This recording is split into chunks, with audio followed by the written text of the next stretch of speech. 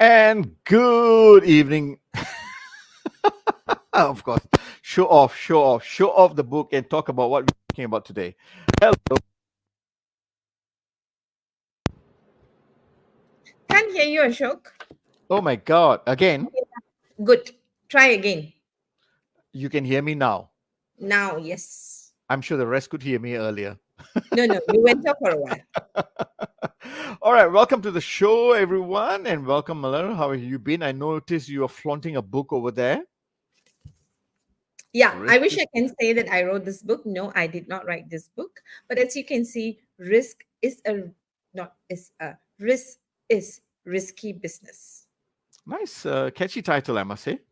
Yeah, Ashok. So tell me, what is the greatest risk you have taken where work or business is concerned in your life?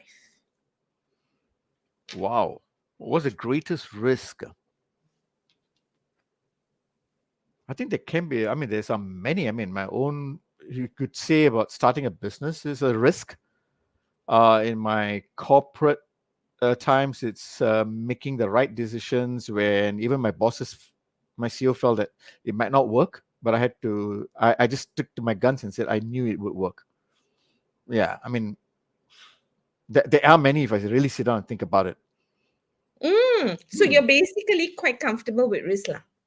I don't know whether I'm comfortable, but now that you pointed out to me, I'm getting a bit uncomfortable. But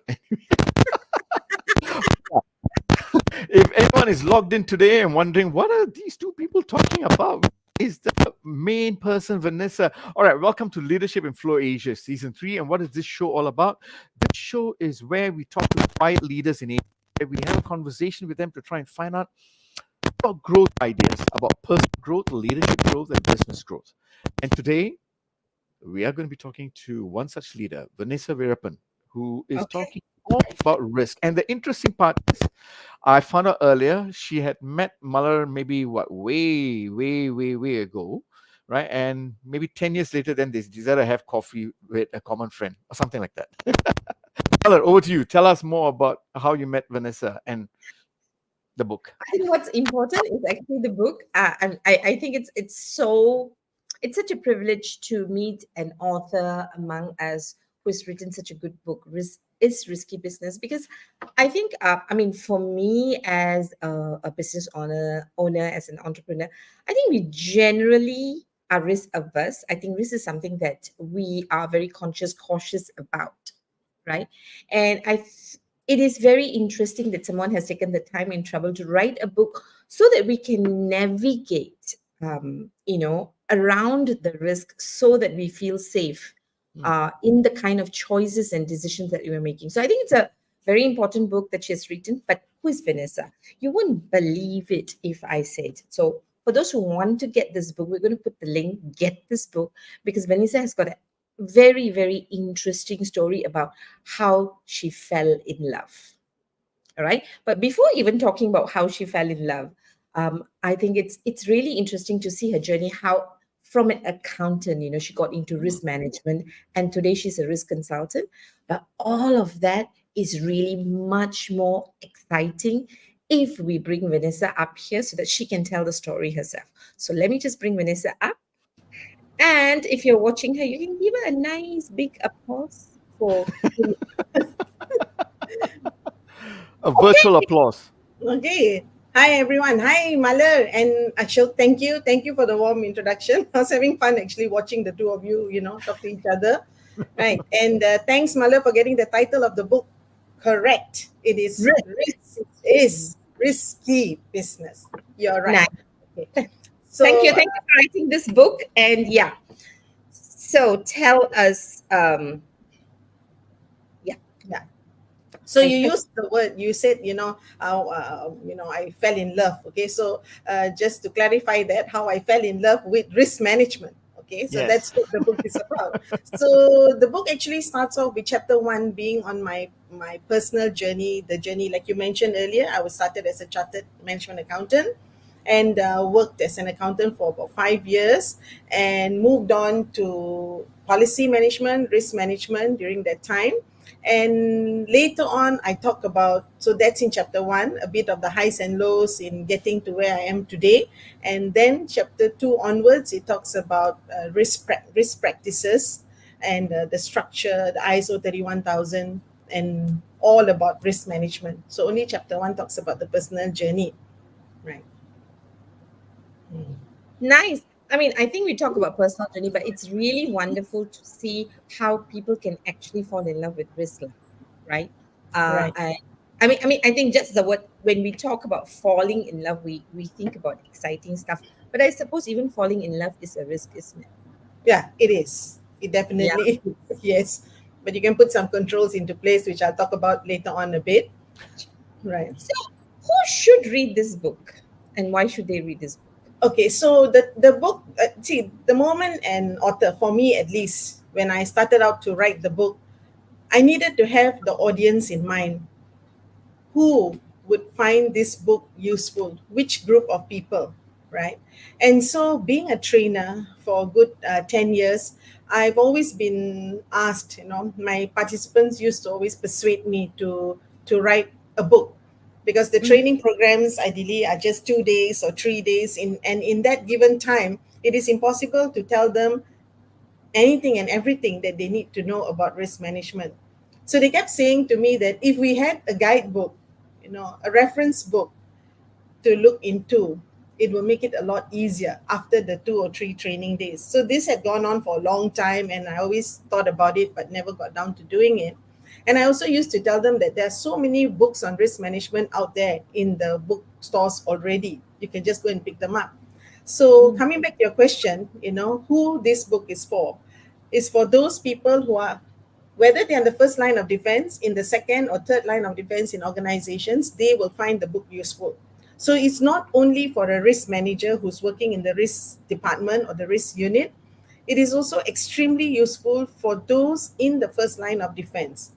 Example of departments in the first line of defense are like your operations department, you have product development, what else? Customer service, procurement. So all these departments will also need to understand about managing risk. How would they manage risk? Right. So this book was written for to summarize. Basically, anyone who came in the first, second, or the third line of defense comprises of auditors, internal auditors.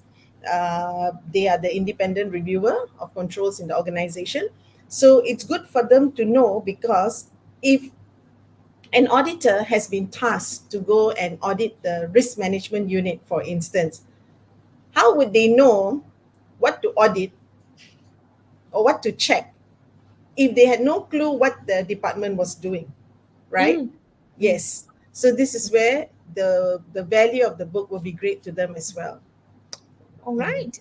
Thank you very much. I mean, for me, when I looked through your book, what came up to me was that I think anytime we are all making choices, and sometimes we're afraid to make some choices.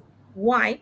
Because we think the risk is high or it is risky. So for me, it's that, right? So even if I'm looking at an investment or I'm considering two jobs, right? Right. Even having Ashok as a co-host is a risk. So every time we're making a choice Yeah. or a decision, I find that when we when we feel a little bit fearful, when we feel a bit of anxiety, we are already sensing risk, Mm. and you cannot not make choice. But how do you navigate yourself through those choices is what I see your book as a guide. So for me, I would say this is a book for everybody, but let's get on and listen to Vanessa to see how people's mindsets have changed, how behaviors have changed, and how people get more comfortable when they understand the environment and the objectives of the intentions of what they are doing. And as Ashok is staring with me, I'm sure Ashok is dying to ask you the next question. Thank you very much for that, Malar. And thank you very much, Vanessa, for saying yes and coming on the show. I love this topic about risk. Thank you for sharing Most about your welcome. journey. Mm. Now, you use a lot of almost military terms about first line of defense, third line of defense, and all of that. So I'm looking at it from a business unit, right? Uh, and when you come in, they probably think that they have to defend there to find faults. How do you now help shift mindset for those businesses or business units to see that the risk department is really not at fault? What do you say to them? What do you do to reframe their thinking? How do you help them see what you're doing is different? Okay, Ashok. Very good question. You see, very often the first line of defense, that, sorry to use military terms here, but the first line of defense are usually the business operations. The second line is like the risk department, the compliance unit, the standards and procedures, and the third line is the internal auditor. So you mentioned the word fault finding.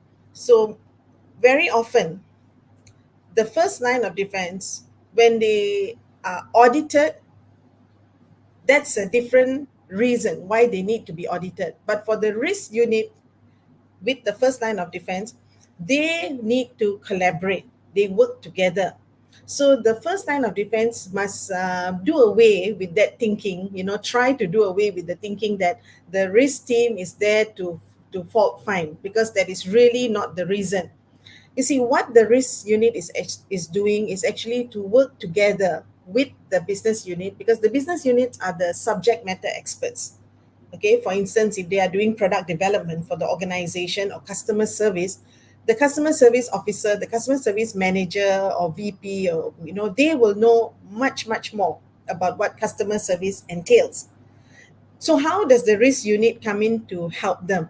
They bring on the technical expertise with them, meaning they will use tools and techniques like ISO 31000, which is the risk management process, and the international guideline on risk management is ISO 31000. So the risk managers will use this guideline and help the product development or the customer service development, the marketing, the sales and marketing team, help them to identify their risk, assess their risk, analyze the risk with the right technique. It's not that the first line of defense is unable to do that. They will be able to do that, but perhaps not in a very structured approach. So this is where the risk managers come in to add value. So it's more of a collaboration exercise, and it's not fault finding. The internal auditors are the one to come in and not fault find, okay, but to pick up any breakdown, any gaps in the control. That's what internal auditors do, and they have different reporting style. They have their own reports, and that goes straight to the board audit committee, which is different from the reporting of the risk management unit. Right. Thank you very much for that very clarification. Because what I'm hearing, yes, internal auditors come in towards the end and see, yes, there are gaps, then they raise up the gaps. But what you're doing is from the very front, you Yes. work with the subject matter experts. You use a very generic of a uniform process on going through and asking the right questions That's to right. identify what can be done better. Exactly. That means you wear a different lens because you're not the subject matter expert, but you wear a different lens and Correct. ask them the right questions to help them see something that they have not seen before. That's Because they're right. so stuck in their knowledge, you see. Correct. So essentially, risk management plays a proactive and a protective role. That's what they are doing. They look Proactive in. and protective. That's right, proactive. Why? Because in risk management, when we identify risk for the future. We talk about future uncertainties, and then we start to develop root cause. We design controls, suitable controls, to ensure that the risk exposure, if at all it happens, is kept to an acceptable level. Oh, I That's love what. this. I love this. So what you're saying is you're actually helping identify future risk of the business, right? Yes, that's And right. put in the right and anticipate that and put in the right stop gaps. Correct. Hmm. And all this is done, in a very structured manner where risk sessions held. Nice. That's why you look at it from a proactive and a protective point of view. I like that. Correct. proactively anticipating there could be issues, and protective in putting in place the right measures to help them. That's right. Correct, Ashok. Yeah. Fantastic. Okay, so what you're sharing appears to me this is more like a core trait for all leaders, right? So then It should be. should Yes, be, it right? should Because if be. all Yes. businesses, right, should have this core trait, and if I put on that view that everyone should have this core trait of risk management, then what would be the crucial skills that leaders need to be good at as risk influencers or champions? Okay. For the first part, I mean, leaders, it risk management, the activity of managing risk is a top-down approach. Okay, it starts from the top. Leaders, they give their directive, and then it's done throughout the organization. Okay, so the tone at the top must be set correctly. Otherwise, it just won't work. This whole exercise will not work. So once the leaders are there to show that they support the risk management activities. Why I use the word activities is it's never a one-off exercise or done only in the first month of the year or at the end of the month. It's not. It is a continuous exercise that needs to be done. So once the leaders support all these activities and understand that their people will need the time to attend risk sessions, to identify root causes, to identify good controls, to work on management action plans, then it is a good step, a right step forward. Coming to the attributes or the skills that a leader needs to have, firstly, they need to be strategic thinkers, right? And they also need to speak about risks almost at every meeting that they attend. They are the ones who will build the risk culture in the organization. It always starts from the top, and when they start to speak this sort of a language, it will filter through to the rest of the organization, right? And they need to be decisive. This is another good attribute that they need to have. Great communication skill. And one more skill that I think they really need to have, and which will help these risk activities go further in the organization, is to be an influencer. They need to influence the people in the organization. So when they are having meetings with them, when they're having meetings, the HOD is having the meeting with its group of staff. The HOD should ask questions like, is there a risk? Is there a risk that needs to be addressed here? So when the leader starts to say things like this, essentially what's happening is the downliners are starting to think that way as well. So the communication skill and the influencing skill must be there. Okay, I mean, it appears to me, wow, there's a lot on the leader's plate, isn't it? Yes, Right? They've got to look at, my God, I've got to look at the business itself. I've look at my P&L, my revenues, and I still got to counter it and balance it with risk. that's right. That's right. Right? And sometimes I show it is done separately. That in itself is a problem. Risk management is done as a separate exercise, and looking at the P&L and L and the cash flows and all that is done separately. That's why this exercise needs to be merged. And when we have annual risk sessions, when the organization has annual risk sessions, they talk about financial risk, operational Hmm. risk, legal risk, technology risk, all need to be discussed at the same time. And the session to do it in is called the risk session, which happens once a year. So those organizations that successfully practice this are able to identify their risks without missing out on areas. So leaders don't have to feel so worried. They don't have to feel so worried and anxious that, oh, when it comes to financials, am I looking at the different risks that are involved? Hmm. Like example, the credit risk and all, are they looking into Okay. these things? So that is why having a risk management exercise will will work across the board in an organization. It touches on every different aspect of the business. Okay, I'm getting a bit skeptical now. My apologies for that, because It's okay. it appears to me that that is an ideal situation, right? Right, And right. Yes, I subscribe to what you're saying, because I think you need to think that way. But I'm suspecting, you may have statistics or figures, but I'm suspecting there are not very many organizations who actually merge it together. Am I going in the right track, or am I off track here? yeah. Well, with some of my clients, I noticed that, okay, that they treat it as two separate exercises. And my participants, they usually are the ones who tell me that there isn't even a risk unit in the organization.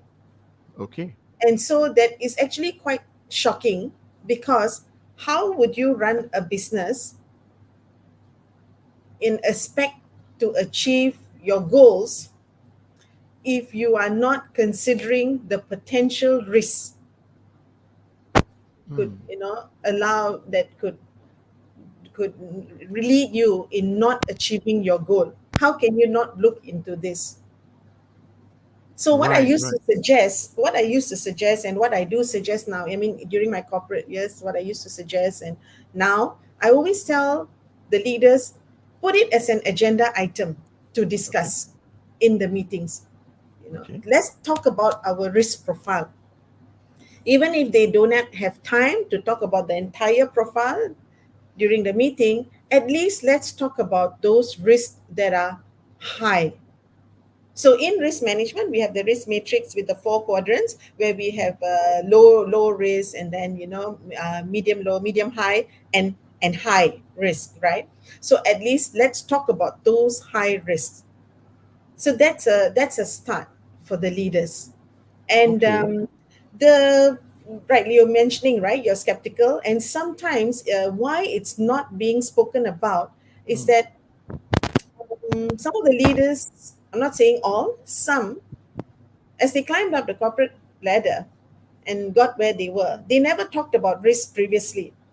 They never spoke about risk, and they thought that, okay, we are just safe. And the point when they reach the top, they find that now I can't not talk about it, because we also have the risk committee there who is Hmm. waiting to receive reports on risk. They are waiting for management to give the reports on risk. What are my high risks? What are we going to do about it? Are there action plans in place? Or are we only going to find out when things, get out of control? Right, right. Yeah. Okay, so okay. I mean, I'm getting even more worried. Okay. Let me explain why. Because you've got someone who has risen up the ranks with the success of delivering numbers, targets, and all, and then suddenly this person has to talk about risk which he or she has not done so for so long. Yes. And and that's a decision I got to make, because I've got now to balance. And then when I reflect on my actions I've taken, I can see that yes, I've taken risks before, but maybe Yep. I'm not purview to how I've actually went through a process. Maybe not. That's And then right. suddenly Yeah. all of this is now creating a lot of anxiety for me, isn't it? Correct. Right? Correct. And Because yeah. so how do you then help? What can be done for these leaders, or for any leaders, right? Help reduce anxiety, because it's all going to be about decision making, isn't it? Okay. At the end Yes. of the day, it's about the Right. decision making. You know. So how Right. do you now help them reduce the anxiety, regardless of whether you come up the ranks or as you're coming up, so Yeah. that you can make the right decision from a risk lens point of view? Okay. Can I tell you how they are doing it now? Sometimes I hear this through my You know what? participants You can tell so me much. how they're doing it, and tell me your advice to them. Yes, and my advice, right? So Mm. how they are currently doing it now is that when a leader sees that, okay, now everybody is talking about risk management, it's the buzzword and every organization is having it, so we must also do it. What they are doing now, most of them do not attend the training, but they send their managers and they send their executives to come. And I have a lot of executives, senior managers who come and tell me, I have been sent here to learn from you in a 2-day program anything, everything I need to know about risk management, because my boss wants me to go back and set up a risk management unit. And I feel really sorry for these people, because do you think that is the way to do it? Do you think, Ashok, that's the way to do it? Send your people, get them to learn it and come back. It Mm, could be a start, but putting that responsibility on your execs and managers to set up the risk unit, I don't think it is the right way to go. And a lot actually do it because of the Corporate Liability Act, Section 17, capital A, the Corporate Liability Act of MECC. This act actually, is very strict on directors of the organization, directors of companies, and they need to always prove adequate procedures. And so now what happens, the staff are sent for this training just to show that they have attended some training, and that's it. Whether they are coming back to the organization to apply it, no one actually checks on that. It is just ticking the box exercise, which shouldn't be the case. So now I'm telling you, that's how it's being done, more often than not. How should it be done is, I already gave some examples earlier where the leader should talk about it, influence others. The best way that I've noticed how successful this can be passed down throughout the organization, the knowledge on risk, is having annual risk sessions once a year only. So, what is a risk session? I've explained it in quite detail in my book, Risk is Risky Business. I've explained it, but I will say it now again. A risk session is where the head of the division, the head of the division sits with his or her direct report in a room for about a day. Usually the session starts in the morning and ends in the evening or night, together with the risk manager. Very early in this session, I mentioned about the collaboration, right? So this is where that first line of defense, the SVP or the head of division sits with the direct reports in a room, and that session will be facilitated. Because remember, they don't have, you see, that kind of thinking on risk. So they get the technical experts, the risk manager, to come in and facilitate that session, to tell them, okay, this is your risk profile. And then they run through all the risks with them. Do these risks, do they still exist?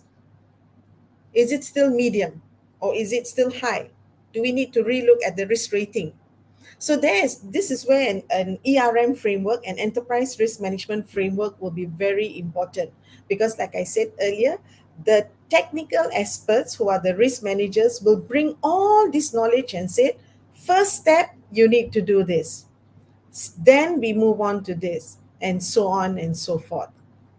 Which, if we left the business unit alone to do it in that closed room, chances are they will do it, but how effectively, we will never know. And what templates to be used, because there are templates to be used. And then they need to understand the likelihood, because when we talk about risk, we talk about two variables, which is the likelihood and the impact of risk. Likelihood and impact, or sometimes they say the probability and the consequence. These words are used interchangeably. So when we talk about these two aspects, there is a rating in assessment criteria. So this part has to be explained by a technical expert. So this is where you mentioned about the anxiety, right? This is where some form of comfort will be given to the leaders. Like, I know I'm a subject matter expert. I know what this entails, but how do I draw out that risk, bring out that risk? How do I talk about emerging risk? And this is where the risk manager will perhaps allay the anxiety or that worry to a certain extent. So, to share a story with you, in one of my previous organizations that I worked for. So I was basically the person handling the risk for the customer division and the finance division. Huge, okay, many different departments within both divisions and all. So the first year I was there, the risk exercise, it was just done as a paper exercise. They needed to do it. Some report had to go up to management. So they quickly just, most of the time, just changed some figures, some numbers here and there, and it was done. So later on, as I brought them through the risk exercise, the activity, the risk session, and show them the importance of their contribution, their ideas, what they have experienced, because they have a lot of experience. Sometimes they just do not know how their experience and their knowledge helps in developing good controls to mitigate the risk. So as I started to show them these things and all, the second year onwards, they asked me, when are we having the risk session? So it takes time. It takes time to build that sort of trust. And then remember earlier you mentioned the term fault finding. When they Yes. know that you are not there to fault find, but rather to be a business partner to them, that's when they start to accept you better. Okay. So what I'm hearing from you is it is important. It's if you bring in someone just to do a training and do like a tick box affair, that's too risky. Pun intended. Yeah. But Yes. so what I'm suggesting is have a risk session where you have the real open conversations, and the open conversations would also include understanding the value and the contributions that they've already made. So what I'm Yeah. hearing from you is really looking at how you can help them be even more successful, helping them understand that through the risk lens. Yes. Right. You help them. Okay. Yeah. Thank you. You help them. You actually bring out this information. So the role that the risk manager plays, the facilitation role, it actually you must have a lot of communication, good communication Mm. skills to be able to communicate, to be able to influence. So the interpersonal skills are also very important. If you're there, if the risk manager comes in and the risk manager himself or herself behaves that this is like a paper exercise, I have to fill up my templates because my boss is waiting for the report, then you're not really going to get the benefit from the whole exercise.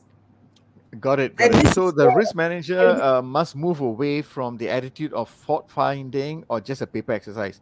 And the risk correct. manager needs to put on the hat and say, how can I now add value? How can I help you become even more That's right. successful? That's right. Right? They have to think of themselves as business partners. Nice. So now Nice. product development, you are in product development, you have all these issues. Now let's think about all these risks, and and also the other risk in the organization. So when I train risk managers, I always tell them to look at the World Economic Forum Global Risk Report. This report is readily available, it's free, and it's available every year. Every year in the month of January, maybe second week of January, you can just download it.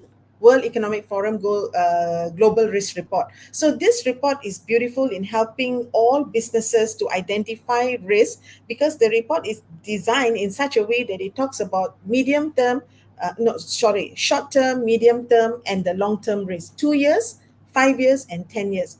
So, like for instance, I'm in 2024 now. It talks about all the potential risks, emerging risks from now till the year 2034.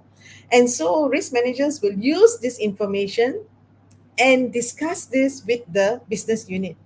But the business unit won't know, you see, they won't know whether this report, they won't know even the existence of that report or such a report, right? Yeah. So that's why the collaboration efforts are so crucial. Nice. Thank you very much for that, Vanessa. And I know You're Malar is most giving me welcome. dagger eyes. So Oh, I'm going to okay. hand it over to you, Malar. Yeah, that's Ashok's escape line. Thank you, Ashok. I was dying to take back, because I want to welcome a couple of people who have actually come and joined and said hello. I Okay. think there's a Dr. Alka who has said hello to you. Hi, Dr. Yes. Alka. We're not able to see for some reason. I think your Okay. profile is not visible, so we're not able to show the Hi, comment. Dr. Alka. Yes. Yes. Yes. And this one I have to say, I see a Facebook love from one Mr. Veerappan Subramaniam Pillai. And that's no other than my father.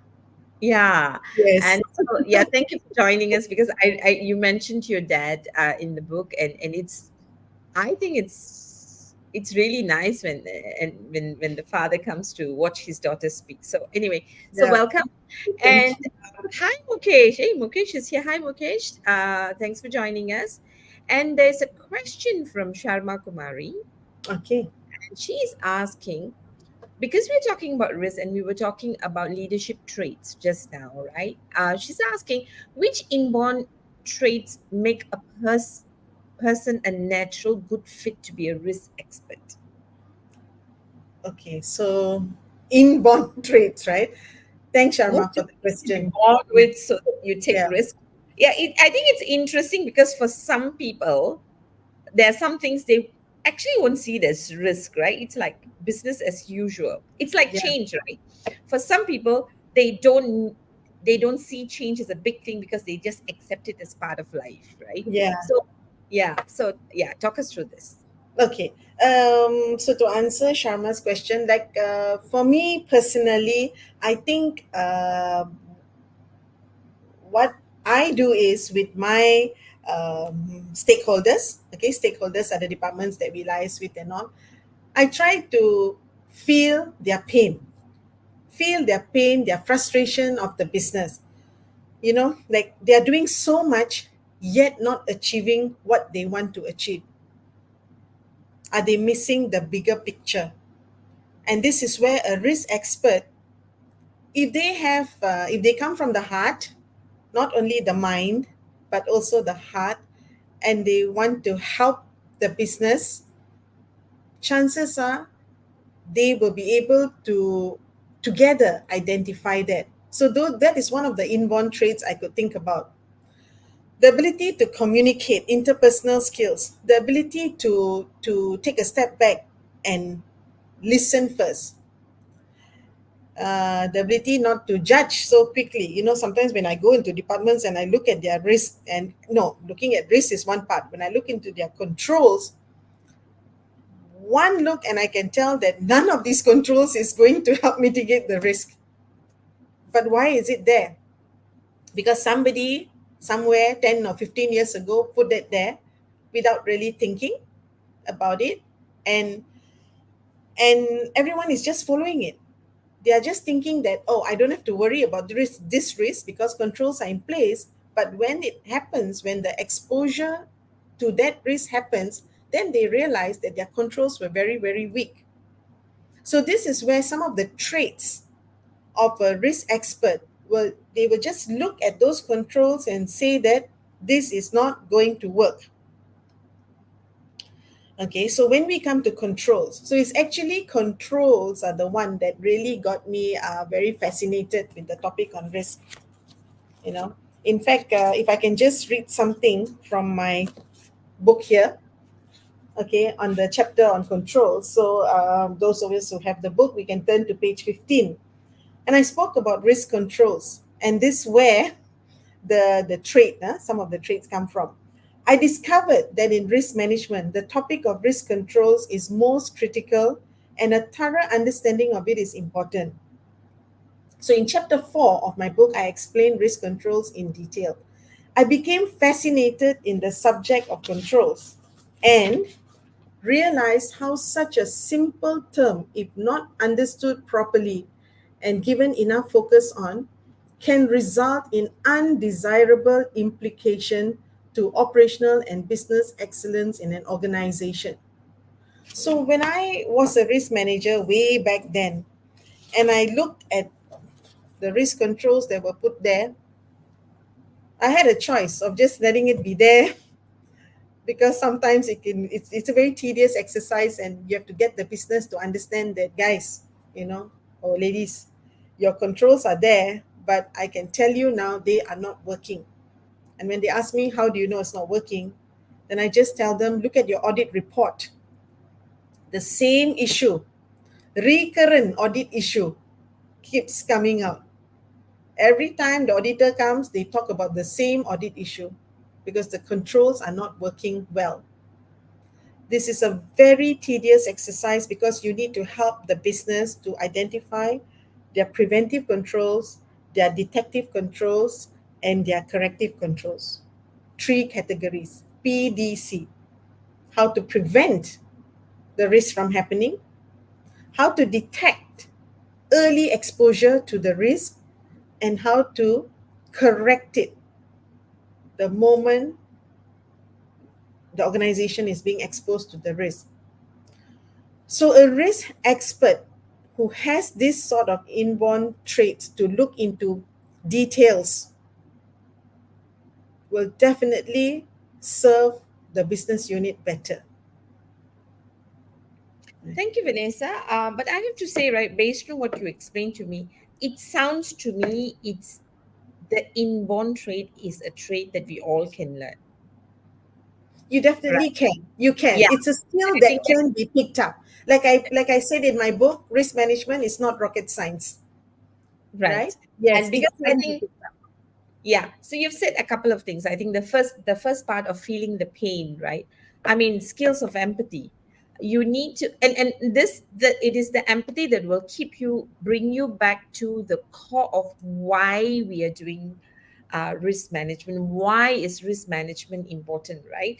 So, Right. and you won't do stuff which is tick in the box, because when you empathize, you begin to really put yourself in the other person's shoe and Yeah. realize the pain that they are experiencing, right? With Correct. whatever challenges, and that includes anxiety that Ashok spoke Yeah. about.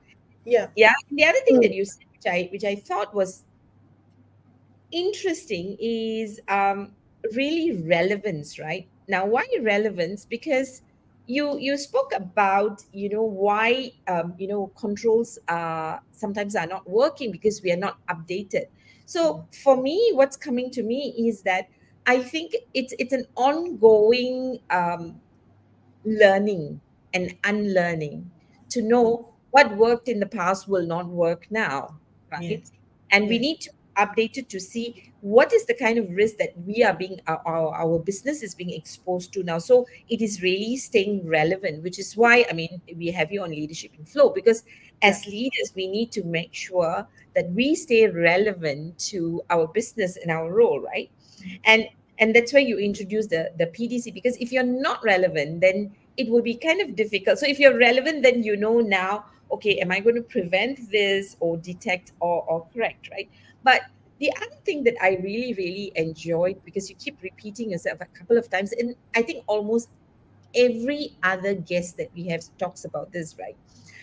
Which is communication skill and influencing skills. So, in fact, we say leadership is influence, right? And when you're able to communicate well, influence, it is the end result that you get, that people buy into your mindset, Yeah. right? That's Yeah. right. And what I'm recognizing about risk is that the more technical a subject gets, and I think risk can be pretty technical, right? For sure. And yeah, Yes. more technical things get, when it gets technical, I think our ability for a layperson understanding gets a little bit complex, a little bit more difficult. And as a leader, it becomes extremely important that as the complexity increases, our communication skills and influencing skills need to deepen, is what I'm actually getting over and over again, right? So I think Correct. those are some things that I think it's really very important as a person who's leading in the Yes. space of risk. I think it's for us to think about. So thank you very much for that. Ashok, is there anything you'd like to add on? Sorry, I was just taking a lot of notes. I have slack. Ooh, a lot. Oh, Thank okay. you very much. So it's all right. I forgive you. Okay. Now, I think now that we've gone through what is risk, why it's important, and the leadership traits and inborn traits, and what are the some of the inborn traits via skills, right, or skills that is required, right? That that's really a lot on a leader's plate. There's a lot of pressure, because I think as much as we can do everything that's within our control to learn, to plan, to have our risk controls in place, and to be relevant, failure sometimes is going to be inevitable, right? Now, how how can leaders who are listening in will say, because I think sometimes when we talk about risk or when we learn a skill, we want 100% success, or we want to increase our Correct. success rate. But there Correct. is we are only increasing the success rate and minimizing the failure Right. rate, right? So Right. how can leaders be resilient after taking, I mean, they have failed at the Yeah. risk take? Yeah. Yes. Well, the first thing to note is managing risk does not equal to no risk. It doesn't mean that once I've managed my risk, I'm no longer going to have any risk in the organization. That will only happen once you close business. You close shop, you no longer run the business, then the risk also doesn't appear anymore. What risk management does, it it reduces the impact when the risk does when an organization is exposed to the risk. It reduces the impact of the risk. That's what happens. And leaders must understand them, because if they become too afraid of failure, what may happen, they may not take any risk at all. And when they do that, there is a risk of the business not growing. There won't be any growth. So there's something what we call calculated risk. And this is what happens in the risk profiling exercise. When we do it a lot, especially for we call it project risk management. We start to identify all the risks there are in the project that we are going to embark on. And then management will decide, is it a go or no go, depending on all the risks that we are going to be faced with. So this is where risk management comes in to help. So if they see that, okay, the project that I'm about to embark in, there are many risks, definitely, but the ROI is much higher, and it's worth for us to take on the risk. So there's no such thing as zero risk.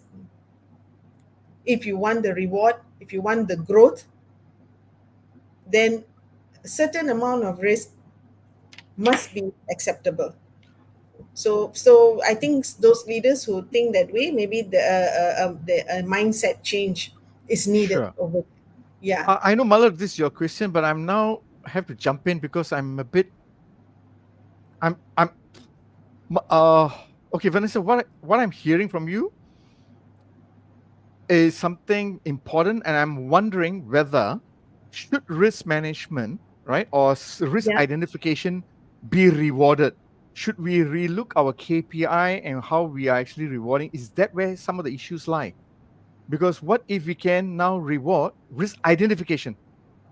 Would that, Right. as an important KPI, would that change mindsets from a It systematic point of view? it probably might, but realistically, I think employees are expected to identify the risk that is part and parcel of their job. So they are not sort of rewarded for it. Not really. I don't see that in any KPIs. I don't see that. Yeah. So what you're saying is that that might not change some of the mindset if we relook how KPIs are drawn up for risk identification. Well, I've not seen. I mean, organizations could perhaps try it to encourage people. If it's just a first time exercise that they're doing it and it's something new and people are fearful. So when you sort of give them a reward, they may tend to want to learn about it and see if they can do it better. But to be very honest, I've not seen risk identification being given, this practice being rewarded. Rather, I've not seen it. Mm. It Okay, is it is okay. part and parcel of the job. So if I'm doing that particular job, I should know what are some of the risks Mm, and highlight it accordingly. okay. Okay, okay. No, I wasn't referring from the risk manager's point of view, I was I referring know, from the I know. business You're point of view. talking Yeah. about the first line of defense, right? That's right, first line of From the defense. first line of defense. Yeah. Okay. You won't forget that term now, Ashok. I will Right. not forget the term, yes. First Okay, line. over So back to you, like, Mala. I was just yeah, curious. yeah. So Sure. if in the product development stage or in the product development or sales and marketing team, the sales and marketing team should know what are the risks Mm, that they are that they are facing. They should know. And whether or not they should be rewarded for this, mm, I think it's just what they need to do. Okay. Right. Okay. So that's my take on that. Okay. Thank you. Okay. Thank you very much. Mother, over to you, ma'am. Ashok, we've got 10 more minutes. The time has really passed, because Vanessa was thinking we'll have a lot of time, right? So, like, Yeah. we've got more No. question. But, Vanessa, I was just wondering, because I think what really hit me just now when you said, if we don't do risk identification and management right, it could impact our business growth. Right. But what I am thinking and what came to my mind is that this is an essential thing we all need to do. Forget about growing, but I think for us to continue being in business, to exist in business, you need to check out what's happening around you as a business. So I think it's more than growth. Yes, it will help us grow, Yeah. because then you'll be able to be proactively take risk by taking on projects that's higher risk, higher return. I get that on one hand, but I see it as an essential thing because there is more uncertainty in life and in business than ever before, right? Now, You're with right. with that, I don't think we can afford to say that risk management or understanding risk is not my problem and it's risk department's problem. I don't think so, because I think it's going to impact our, it's like change, right? Like the way we are keeping track on change, we need to keep track.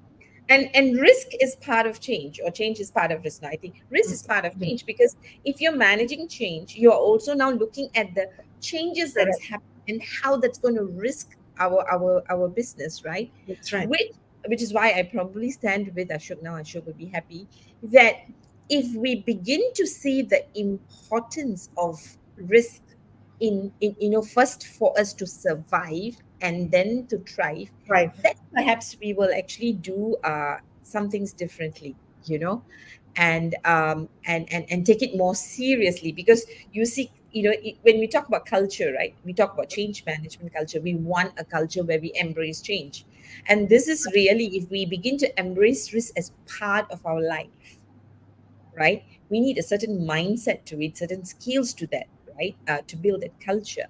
And that's what popped up to me. But anyway, Yeah. I really, really want to ask you the next question, which I think is really important, right? Right. We talk about generative AI, and we are all generally very excited about generative AI because it makes our life easy, right? So, and when you think about risk, what are the risks of using generative AI to drive risk strategies for business? And if there are none, how can then business adopt generative AI without risking the business? Mm, okay. I think well, that's something new that has come in, but most organizations are still using the traditional risk management methodology. But if we wanted to use Gen AI, what I could say was use it as a guide, like ChatGPT, for instance. We use it as a guide, and then any analysis, any other tools, we can use it for predictive analysis, help us to do better data analysis as well, better trends, try to understand the trends and all. But use with caution, because there is no human judgment there. In fact, in my book also, I wrote about risk management. I said it is a science and an art. So the science part, the AI can do for you, because it'll just give you the information. You ask it something, it will just tell you what it is. But there is no art part to it. The judgment, the intuition, like in organizations, if you speak to certain managers, they know the behavior and the pattern of the risk so well that even if their senior manager looks at it and want to jump, the manager will say, no, I know about this risk, how it has been behaving and the pattern, and we don't have to put all our resources to resolve this. Whereas AI will give you all of this without that judgment part. that is not there, and I think that is the fear. So I okay, I'm okay with organizations using it as a tool to understand, to learn, to get better analysis and all, but still validate, verify and validate the information. Mm. Nice. Thank And you very much. I think you're saying what yeah, generally we talk about generative AI, right? yes, It is actually it makes our journey into understanding and gathering data and all of that really really fast. But you yeah. need to know your stuff so that you can then Correct. be the person. Merge. You can, yes, you can merge the information and give it a better outcome. I even have my risk managers now that come for training asking me, how can I identify risk using AI? I said, you can use it to learn it, but to identify it, you still have to go and sit with the business unit and talk about it. You still have to use the traditional method, you still have to use it. But then well, if they really wanted to, maybe they could do like pilot projects, take a bit of data, and see what AI produces for them, and from there just check it and see whether it makes sense, it doesn't make sense. Because if it doesn't make sense, that means it needs further reviewing. You need to re-look at it from different angles, different perspective. Sure, sure. I Right. mean, simply put, generative AI is basically using the input it has to Right. give you the options to think about, and it does it Correct. quickly, Yes. right? Yes. Whereas when you totally depend, I think as human beings and leaders, there are so much that we know that is within our system that we do not express, and it's not in the system, and this is why Exactly. the human factor becomes important. Very Thank you. important. Yes, Thank that's a you, Vanessa. critical I got factor in there. Sure. Sorry, yeah, I got two questions, and I don't want to upset the audience who have come and asked the questions. So let's get through Sure, the two questions sure. first. A quick one, yeah. Sanjana Sarah Taran asked a question on the book. What is your favorite line you wrote and why? Okay, so that's easy because it my favorite lines come from chapter one.